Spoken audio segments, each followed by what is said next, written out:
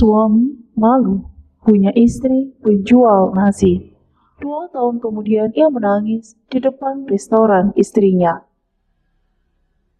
Pernahkah kalian melihat seseorang yang dulu diremehkan, dipermalukan, bahkan tidak diakui oleh orang yang paling ia cintai, justru bangkit menjadi sosok yang membuat semua orang terdiam? Inilah kisah seorang perempuan sederhana yang hanya ingin membantu rumah tangganya lewat usaha nasi kuning kecil-kecilan. Ia bangun sebelum subuh, tangannya terbakar minyak panas, tubuhnya lelah, tapi hatinya tetap tulus. Namun ironisnya, perjuangan itu justru membuat suaminya malu.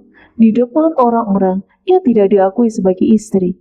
Di rumah, ia dibandingkan dengan wanita lain. Bahkan, pekerjaan halalnya dianggap rendah. Dari kisah ini, kita belajar satu insight penting. Terkadang, bukan orang asing yang paling menyakitkan, tetapi orang yang terdekat yang gagal menghargai perjuangan kita. Dan agenda cerita malam ini bukan hanya tentang pengkhianatan, tetapi tentang harga diri, keberanian untuk bangkit, dan bagaimana luka bisa menjadi jalan menuju kehidupan yang lebih baik. Dampaknya besar, karena kisah ini mengingatkan kita bahwa rezeki halal tidak pernah hina, dan orang yang tulus mungkin bisa diremehkan hari ini. Tetapi, suatu saat, Allah bisa mengangkat derajatnya dengan cara yang tidak pernah disangka. Assalamualaikum warahmatullahi wabarakatuh. Allahumma sholli ala Sayyidina Muhammad wa ala ali Sayyidina Muhammad. Apa kabar pemirsa setia Pagar Cerita? Semoga kalian semua dalam keadaan sehat, tenang hatinya, dan selalu diberi kekuatan dalam menjalani hidup. Coba tulis di kolom komentar, kalian sedang menonton dari kota mana? Dari Jakarta, Surabaya, Bandung, Medan, Makassar, Semarang, Yogyakarta, atau dari kota lainnya? Hadirkan kota lain di kolom komentar agar kita saling menyapa dalam cerita penuh makna ini. Sebelum kisah ini dimulai, jangan lupa bantu dukung channel Pagar Cerita dengan cara subscribe, like, dan share video ini kepada keluarga, sahabat, atau siapapun yang sedang butuh penguat hati. Karena bisa jadi, satu cerita sederhana yang kalian bagikan mampu menjadi semangat bagi seseorang yang sedang merasa diremehkan, disakiti, atau hampir menyerah dalam perjuangannya. Semoga siapapun yang menonton video ini selalu diberi kesehatan, keselamatan, umur yang berkah, rezeki yang luas, hati yang tenang, keluarga yang harmonis, dan dijauhkan dari orang-orang yang hanya datang saat kita berhasil tetapi pergi saat kita sedang jatuh. Semoga Allah menjaga raga kita, mengangkat derajat kita, dan mengganti setiap air mata dengan kebahagiaan yang jauh lebih indah. Amin ya rabbal alamin. Namaku Nadia Kirana. Dulu, sebelum orang-orang mengenalku sebagai pemilik restoran, sebelum namaku muncul di layar ponsel orang-orang yang tidak pernah kutemui, aku hanyalah perempuan biasa yang tinggal di sebuah kontrakan kecil di ujung gang sempit kawasan Tambak Putih, Surabaya. Rumah itu tidak besar, bahkan untuk menyebutnya rumah pun kadang aku malu. Dindingnya lembab, catnya mulai mengelupas, dan kalau hujan turun terlalu deras, air akan menetes dari sudut atap dekat dapur. Setiap malam suara tikus sering terdengar dari balik rak piring. Tapi anehnya, saat itu aku bahagia. Karena di rumah kecil itu aku tinggal bersama laki-laki yang sangat kucintai. Namanya Aditya Pramana. Aditya bekerja sebagai staf administrasi di sebuah perusahaan teknologi kecil di pusat kota. Gajinya tidak besar, kadang cukup sampai akhir bulan. Kadang kami harus menahan diri untuk tidak membeli apa-apa selain beras, telur, dan minyak goreng. Tapi dulu aku tidak pernah mengeluh. Bagiku, hidup susah bukan masalah selama kami saling menggenggam. Setiap pagi sebelum matahari muncul, aku sudah bangun lebih dulu. Jam di dinding biasanya baru menunjukkan pukul 3 lewat sedikit. Udara masih dingin, gang masih gelap, tetangga masih tidur. Tapi, aku sudah berdiri di dapur kecil kami, menyalakan kompor, merebus santan, mengulek bumbu, dan menanak nasi kuning. Awalnya aku tidak pernah membayangkan akan berjualan nasi. Aku hanya lulusan SMA. Pernah beberapa kali melamar kerja tapi selalu ditolak. Ada yang bilang tidak ada posisi kosong. Ada yang tidak memberi kabar sama sekali. Sampai akhirnya suatu malam ketika melihat Aditya pulang dengan wajah lelah dan dompet yang hampir kosong, aku mengambil keputusan. Mas, kataku pelan sambil menyodorkan segelas teh hangat. Aku mau jualan nasi kuning. Aditya menoleh, wajahnya tampak ragu. Capek nanti, Nat. Aku tersenyum kecil. Gak apa-apa, aku mau bantu. Kalimat itu keluar begitu saja. Tapi di dalam hatiku aku benar-benar bersungguh-sungguh. Aku menikah bukan untuk menjadi beban. Aku ingin jadi istri yang bisa diajak susah, bukan hanya hadir saat hidup sedang mudah. Sejak hari itu hidupku berubah. Tanganku mulai terbiasa dengan panas minyak, jari-jariku sering perih terkena uap panci. Mataku sering berat karena kurang tidur, tapi setiap kali melihat Aditya berangkat kerja dengan kemeja yang sudah kusetrika rapi, hatiku selalu berkata, bertahanlah sedikit lagi, Nadia. Pagi-pagi sekali aku mendorong gerobak kecilku ke depan sekolah dasar dekat jalan raya. Gerobak itu sederhana, catnya mulai pudar, rodanya kadang berdecit dan tutup kacanya sering berembun karena uap nasi panas. Disitulah aku mulai menjual nasi kuning bungkus 5 ribuan. Hari-hari pertama tidak mudah. Kadang hanya laku 5 bungkus. Kadang nasi masih tersisa banyak sampai siang. Pernah suatu hari hujan turun deras, pelanggan sepi dan aku pulang membawa hampir separuh dagangan yang tidak terjual. Di dapur, aku duduk sendirian sambil menatap nasi yang mulai dingin.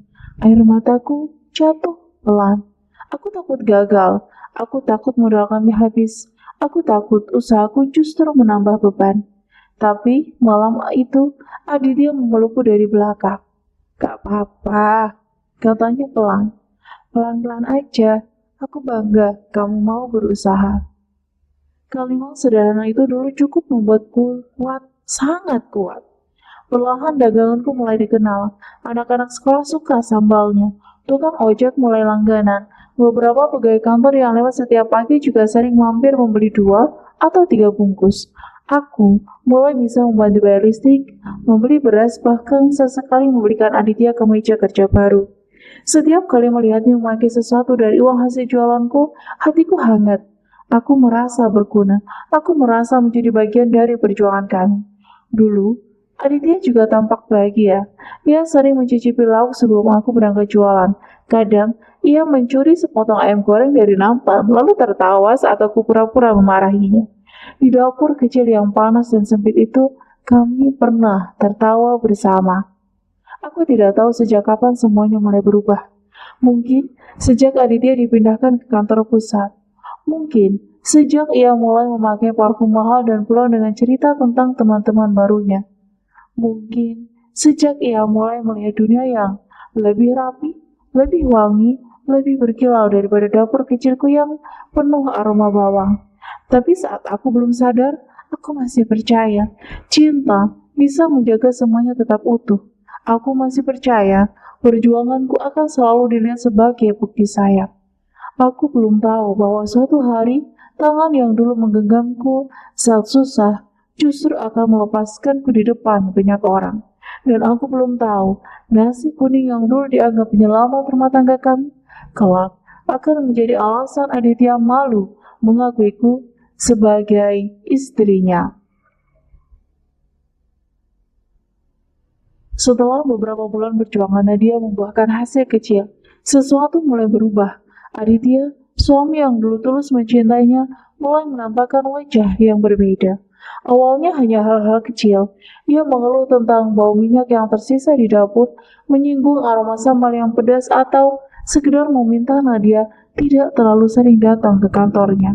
Nadia mencoba tersenyum, menenangkan hatinya dan berpikir mungkin Aditya hanya kelelahan atau sedang stres. Namun, perlahan, rasa malu mulai menumpuk di antara mereka. Suatu malam ketika Nadia menyiapkan nasi kuning untuk dagangan esok hari, Aditya pulang lebih awal. Ia melihat gerobak nasi yang Nadia dorong ke pinggir jalan, wajahnya menegang. Kamu masih mau jualan beginian terus? Aditya bertanya dengan nada datar, tangannya melepas dasinya dengan kasar.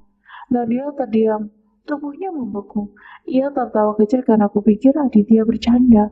Tapi pandangan mata Aditya dingin, tajam, menusuk. Ia merasa dunia kecilnya, rumah kecil dan perjuangannya kini menjadi sesuatu yang memalukan bagi suaminya sendiri. Hari-hari berikutnya, Nadia mulai merasakan jarak antara dirinya dan Aditya. Di rumah, Aditya menjadi lebih dingin, lebih sibuk dengan puasanya dan selalu membandingkan Nadia dengan wanita lain. Wanita kantoran modern, rapi, dan elegan. Nama Melissa mulai muncul dalam percakapan. Pesan singkat dalam cerita Aditya. Setiap kali Nadia menatap ponsel yang kerap bergetar dengan pesan dari Melissa, dadanya terasa sesak. Air mata ingin jatuh tapi ia menahannya karena tidak ingin kehilangan harga diri. Suatu pagi, Nadia bersiap untuk mengikuti acara pemilik catering kantor Aditya. Ia memilih gamis krem sederhana yang baru dibelinya dari pasar dengan renda tipis di lengan. Hatinya berdebar. Ia berharap ini menjadi momen pengakuan, momen di mana Aditya bangga memperkenalkannya. Namun, begitu memasuki ballroom hotel, semua harapan itu hancur. Aditya memperkenalkannya sebagai saudara di depan teman-teman kantornya. Pandangan mata Nadia terasa menusuk. Wajahnya memerah dan seluruh tubuhnya gemetar. Di antara lampu kristal yang mewah dan wanita-wanita berhias rapi, Nadia merasa seperti bayangan yang tak terlihat. Seperti perempuan kecil yang tidak pantas berada di dunia mereka. Sejak malam itu, dunia Nadia berubah drastis. Kepercayaan dirinya perlahan luntur. Setiap pagi saat menyiapkan nasi, setiap sentuhan minyak panas di tangannya, setiap aroma sambal yang membumbui dapur, semuanya terasa pahit. Perjuangan yang dulu membuatnya bangga, kini menjadi alasan ia merasa hina. Namun, Nadia tetap bertahan. Setiap pagi ia berdiri di dapur sempit, memanak nasi, menggoreng ayam, dan menyiapkan sambal. Gerobak kecilnya tetap didorong ke pinggir jalan dekat sekolah dasar. Ia melayani anak-anak, tukang ojek, dan pegawai kantor yang mulai mengenal dagangannya. Di tengah rasa sakit, tetap ada secerca harapan. Ia tetap ingin menunjukkan bahwa dirinya lebih dari sekedar hinaan.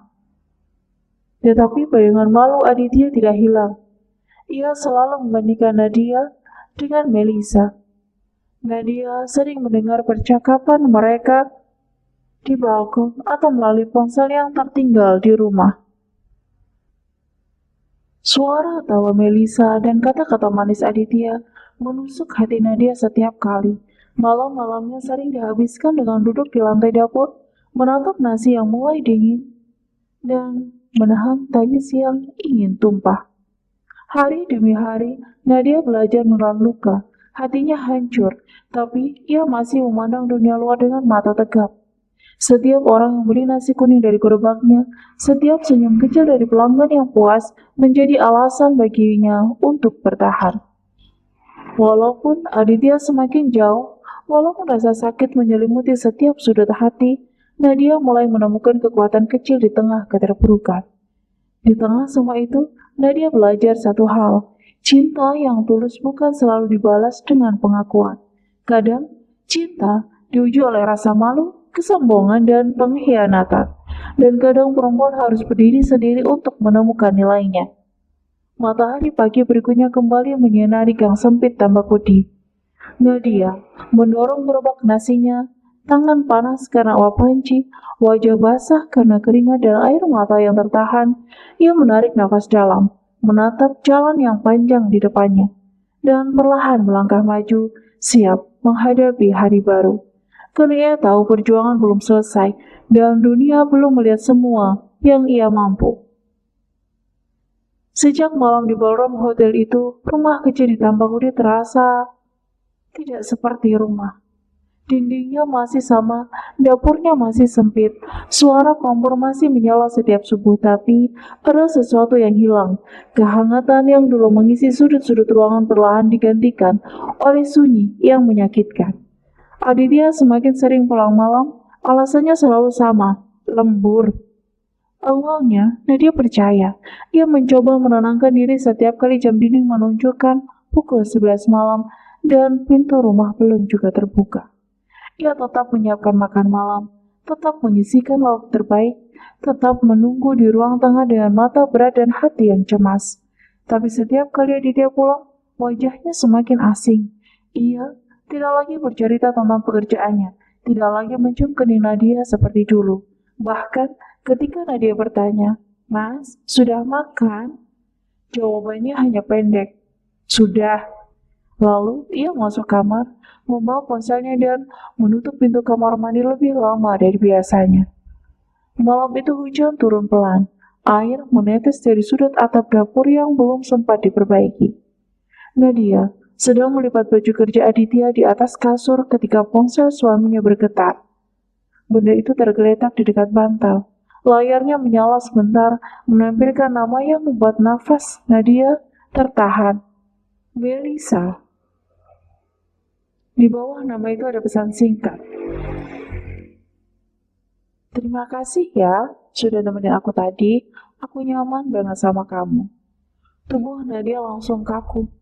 Tangannya yang sedang memegang kemeja putih Aditya berhenti bergerak. Jantungnya berdebar begitu keras sampai ia merasa suara itu bisa terdengar di seluruh ruangan. Ia tidak membuka ponsel itu. Ia tidak berani. Tapi satu kalimat di layar sudah cukup untuk membuat dadanya seperti diremas. Saat Aditya keluar dari kamar mandi, wajahnya langsung berubah ketika melihat Nadia menatap ponselnya. "Kamu buka HP aku?" tanyanya tajam. Nadia menggeleng cepat. "Enggak, Mas. Aku cuma lihat notifikasi." "Jangan biasain kepo."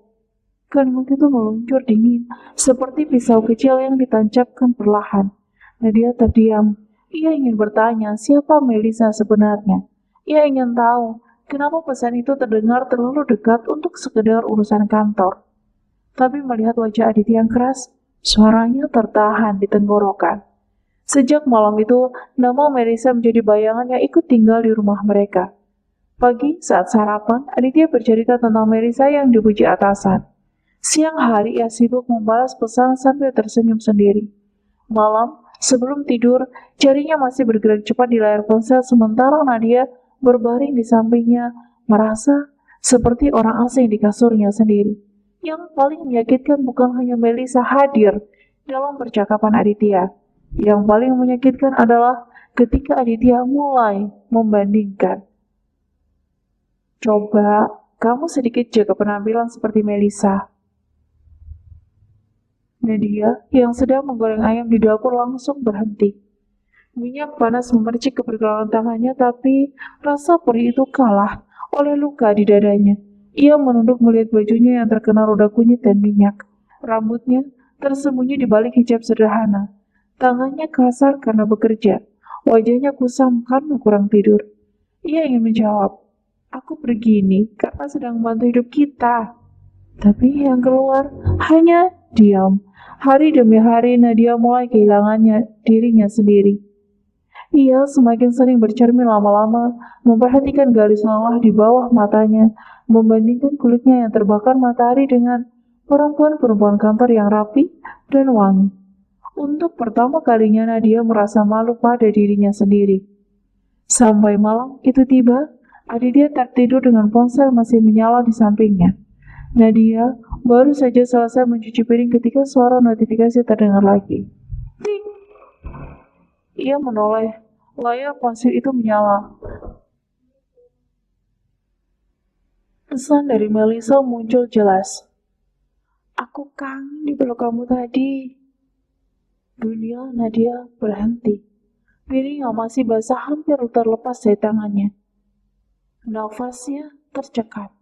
Matanya menatap layar itu lama sekali, berharap ia salah membaca. Tapi pesan kedua masuk beberapa detik kemudian.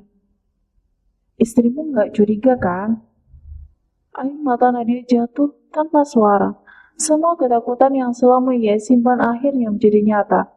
Bukan prasangka, bukan cemburu berlebihan, bukan rasa insecure seperti yang sering dituduhkan Aditya padanya. Suaminya memang sedang membagi hati dengan perempuan lain. Malam itu Nadia tidak mengumumkan Aditya. Ia hanya duduk di lantai dapur, memeluk lututnya sendiri. Di depannya, panci nasi kuning untuk dagangan esok hari masih mengepul pelan.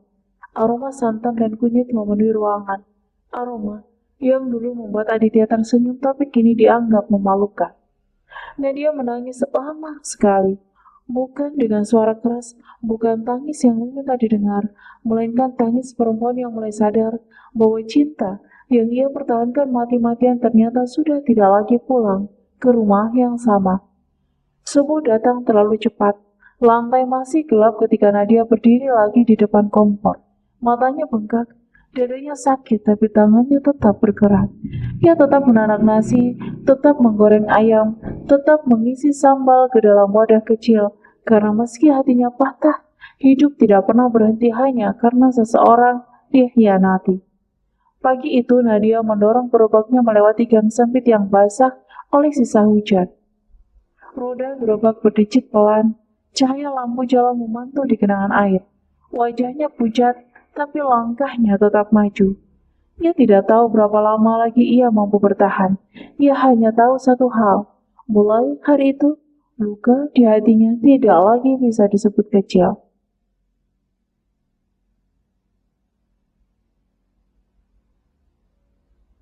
Setelah berbulan-bulan menahan luka, menatap malam-malam sepi di dapur kontrakan, perjuangan Nadia mulai menunjukkan hasilnya. Video sederhana yang diambil sahabatnya Lina saat Nadia memasak nasi kuning subuh-subuh di dapur sempit tiba-tiba viral. Tidak ada cahaya profesional, tidak ada tata rias, hanya Nadia yang berkeringat, tangannya lecet dan wajah lelah yang memancarkan ketulusan. Pertama kali Nadia melihat video itu, ia hampir tidak percaya. Layar ponselnya menampilkan jutaan tayangan, komentar berhamburan dan orang-orang menyemangatinya. Ibu ini kuat banget. Aku sampai menangis lihat perjuangannya. Hebat, buset, jangan menyerah. Dunia yang selama ini terasa kejam kini berbalik perlahan. Gerobak nasi kuning, nasi kecil yang dulu dianggap memalukan, kini menjadi simbol ketekunan, keberanian. Antrian panjang membentang di ujung gang. Anak-anak sekolah, tukang ojek, pegawai kantoran, bahkan beberapa orang dari kota lain rela menunggu untuk mencicipi nasi kuningnya. Di dapur kontrakan sempit itu, Nadia merasa hangat untuk pertama kalinya setelah sekian lama. Ia menatap panci-panci yang mengepul, menggoreng ayam dan mengaduk sambal sambil tersenyum pelan. Tangannya yang kasar, bekas luka kecil akibat minyak panas, kini menjadi bukti kerja keras yang dihargai dunia. Lina membantu membungkus pesanan, tetangga ikut menyemangati, dan seluruh lingkungan kecilnya seperti ikut merayakan kemenangan Nadia. 3 hari kemudian, puncak dari keberuntungan itu datang. Seorang food blogger terkenal, Bimo Santoso, muncul di depan gerobaknya. Tubuh Nadia seketika menegang, tangan gemetar dan jantungnya seakan berhenti ketika pria itu tersenyum sambil mengangkat jempol. Bu, ini nasi kuning terenak yang pernah saya makan, kata Bimo. Nadia hampir meneteskan air mata. Semua hinaan, semua air mata di dapur sempit, semua malam di mana ia merasakan sakit hati akibat Aditya, terasa kini menjadi alasan untuk berdiri tegak. Video review Bimo semakin viral, followers media sosial Nadia melonjak. Usaha kecilnya yang dulu hampir tenggelam karena malu, kini menjadi cerita inspiratif bagi banyak orang. Tidak lama setelah itu Nadia berhasil membuka restoran kecilnya sendiri, Nasi Kuning Busari. Di ruko 2 lantai yang masih baru dan berbau cat segar, grand opening pagi itu dipenuhi pelanggan. Suara tawa, aroma masakan dan semangat yang mengalir dari dapur ke meja-meja restoran. Nadia berdiri di tengah dapur besar itu, mengawasi pegawainya yang sibuk menyiapkan pesanan online, menggoreng ayam dan menata meja. Ia meneteskan air mata. Bukan karena sedih, tapi karena bahagia yang begitu mendalam. Namun di tengah semua kebahagiaan itu, masa lalu kembali muncul. Saat Nadia sedang melayani pelanggan, ia menatap pintu restoran dan melihat sosok yang membuat darahnya membeku. Aditya berdiri di sana, lusuh, kemeja kusut, rambut sedikit berantakan, wajah pucat dengan mata merah karena menahan tangis. Dunia terasa sunyi di sekitarnya. Semua suara tawa dan aroma makanan yang ramai seketika lenyap dari kesadarannya. Nadia berdiri tegap. Ia bukan lagi perempuan yang canggung dan takut di depan publik. Ia bukan perempuan yang menangis diam-diam di dapur sempit. Ia adalah wanita yang berhasil membangun dunianya sendiri. Aditya menatapnya. Mata merahnya bertemu dengan mata Nadia yang tegar, dan untuk pertama kalinya rasa malu muncul di wajahnya. Langkah Nadia pelan tapi pasti. Ia tetap melayani pelanggar, menjaga jarak dan membiarkan Aditya menyadari apa yang ia telah lepaskan. Ia tidak lagi menangis di depan laki-laki yang pernah meremehkannya. Kali ini, ia berdiri sebagai sosok yang kuat, mandiri, dan dihargai. Aditya tersadar. Ia menunduk, tangannya gemetar dan akhirnya mengeluarkan dompet tua yang Nadia kenali. Dompet yang ia beli dari hasil jualan nasi ketika mereka masih miskin. Menyimpan foto lama mereka berdua. Tangannya gemetar saat memperlihatkan foto itu. Air mata jatuh tanpa henti. Rasa penyesalan memenuhi matanya, tapi Nadia tetap tegar. Disinilah Nadia belajar satu hal penting. Kekuatan sejati seorang perempuan bukan ditentukan oleh cinta yang ia pertahankan untuk orang lain, melainkan oleh kemampuan untuk berdiri dan menghargai dirinya sendiri. Restoran itu yang lahir dari air mata, luka, dan pengorbanan kini menjadi simbol kemenangan batin Nadia. Bukan atas siapapun, tapi atas dirinya sendiri. Restoran nasi kuning Busari masih ramai siang itu. Aroma ayam goreng, sambal terasi, dan nasi kuning hangat memenuhi ruangan. Para pelanggan berbicara pelan, pegawai mondar-mandir membawa pesanan, sementara dari balik kaca depan, cahaya matahari jatuh lembut di atas lantai restoran yang mengkilap. Namun bagi Nadia, suara itu tiba-tiba terasa jauh.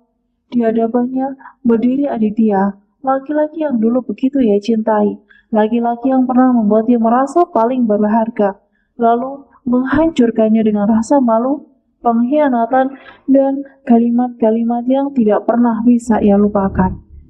Aditya tidak lagi terlihat seperti pria yang dulu berjalan gagah di ballroom hotel. Tidak ada jas rapi, tidak ada parfum mahal, tidak ada tatapan sombong. Yang tersisa hanya kemeja kusut, wajah pucat, dan mata merah yang penuh penyesalan. Nah, suara Aditya bergetar. Aku menyesal. Nadia diam. Tangannya menggenggam ujung apron, bukan karena ketakut, tapi karena terlalu banyak kenangan datang bersamaan. Ia teringat dapur kontrakan yang sempit, uap santan yang mengepul sebelum subuh, luka kecil di tangannya karena minyak panas, malam hujan ketika ia diusir dengan koper kecil. Semua itu kembali seperti potongan film yang berputar cepat di kepalanya. Aditya menunduk, lalu mengeluarkan dompet tua dari sakunya. Dompet coklat yang pinggirnya sudah mengelupas. Nadia langsung mengenalinya. Itu dompet yang dulu ia beli dari hasil jualan nasi saat ulang tahun Aditya, ketika hidup mereka masih serba pas-pasan. Aku masih simpan, kata Aditya lirik. Ia membuka dompet itu. Di dalamnya ada foto kecil mereka berdua duduk di warung bakso pinggir jalan, tersenyum polos seperti dua orang yang percaya cinta akan cukup untuk menghadapi apapun. Mata Nadia berkaca-kaca. Aditya menangis. Aku bodoh, Nat. Aku malu sama pekerjaanmu, padahal dari pekerjaan itu kamu bantu hidupku. Aku ninggalin kamu demi orang yang cuma ada waktu aku punya segalanya. Sekarang aku kehilangan semuanya. Suasana restoran perlahan hening. Beberapa pelanggan mulai memperhatikan dari kejauhan. Lina berdiri tidak jauh dari Nadia. Matanya tajam tapi wajahnya juga tampak menahan haru. Aditya melangkah mendekat, lalu tiba-tiba berlutut. Nadia, kasih aku kesempatan sekali lagi. Aku rela mulai dari nol. Aku rela kerja apa saja asal kamu mau menerima aku pulang. Nadia menatap laki-laki itu lama sekali. Dulu, kalimat itu adalah doa yang ia tunggu setiap malam. Dulu, Ia mungkin akan langsung memaafkan dan memeluk Aditya, seolah semua luka bisa hilang hanya karena satu kata maaf. Tapi Nadia yang berdiri di sana bukan lagi Nadia yang sama. Ia sudah melewati malam-malam paling gelap sendirian. Ia sudah belajar menangis tanpa kehilangan arah. Ia sudah membangun hidup dari sisa-sisa harga diri yang pernah diinjak. Nadia menarik nafas panjang. Mas, katanya pelan, aku sudah pernah sangat mencintai kamu. Tangis Aditya makin pecah. Aku pernah bertahan meski kamu malu mengakuiku. Aku pernah tetap memasak untukmu meski kamu menghina bau dapurku. Aku pernah menunggu kamu pulang meski hatimu sudah pergi ke tempat yang lain. Nadia mengangkat telapak tangannya. Ada bekas luka kecil yang samar di sana.